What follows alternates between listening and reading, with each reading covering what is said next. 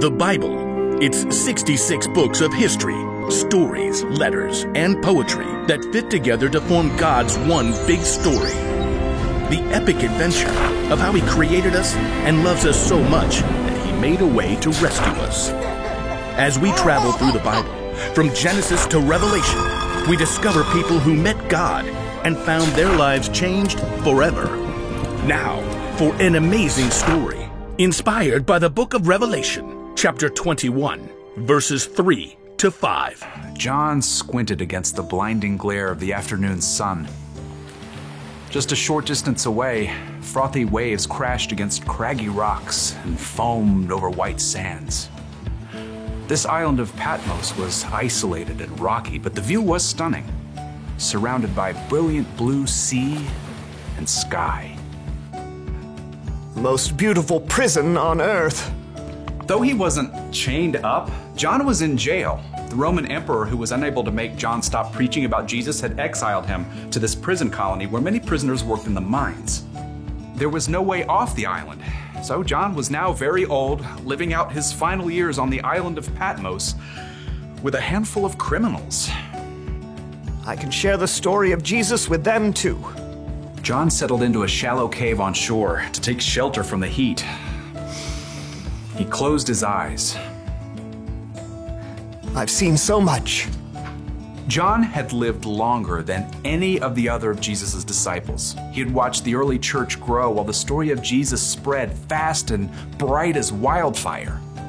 But he had also seen terrible things happen to those who believed in Jesus. In fact, many people died just for talking about Jesus. We saw everything Jesus did. We can believe He'll be with us forever, even through death. Despite the threats and persecution, more people than ever were following Jesus. God's story was traveling from one end of the world to the other, just like Jesus said it would. I wonder why I've been allowed to live this long. In the cool of the shallow cave, John began to relax. His head was nodding, until a voice like a trumpet sounded behind him. Write on a scroll what you see. John blinked. Was he awake or dreaming? Wait, what? I don't see. Oh. Turning, John saw Jesus himself, his eyes blazing with intensity. Do not be afraid. I was dead, but look, I am alive forever and ever. Write about what is happening now and what will happen later.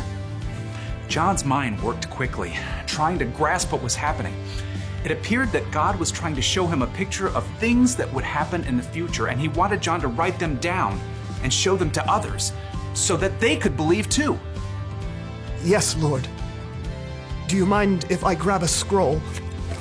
Oh, and a quill. I don't want to forget anything.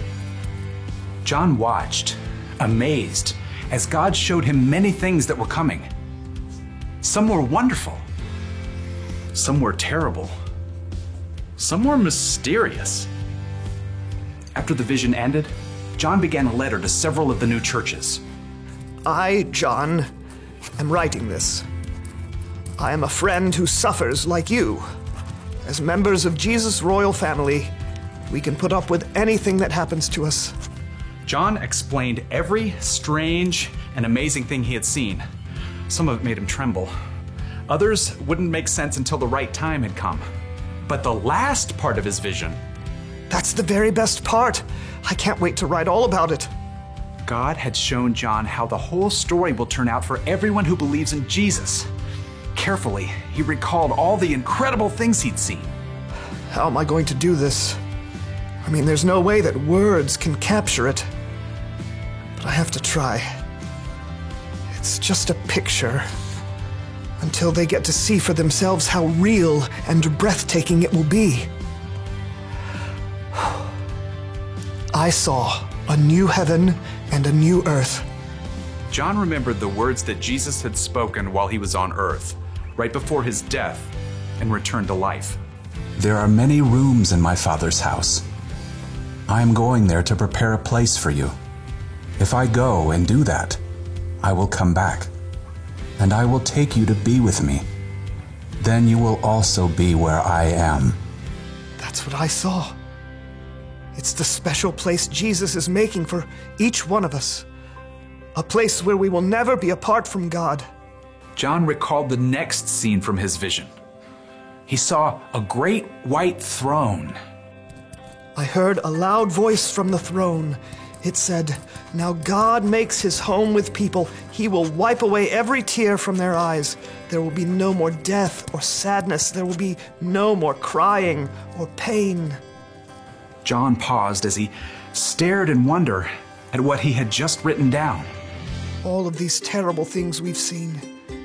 People sick and hurt, being mocked and put in jail. All of it will be made right. Something else stood out to John. Light. There was so much light.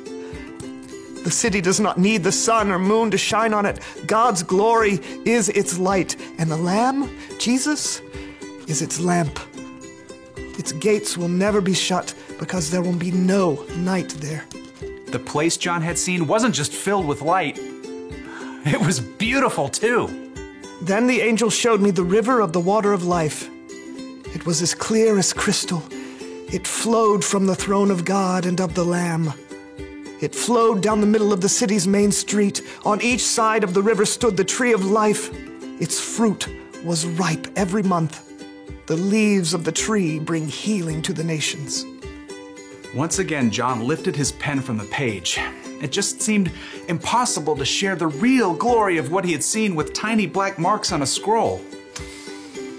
He tried again. God's servants will serve him.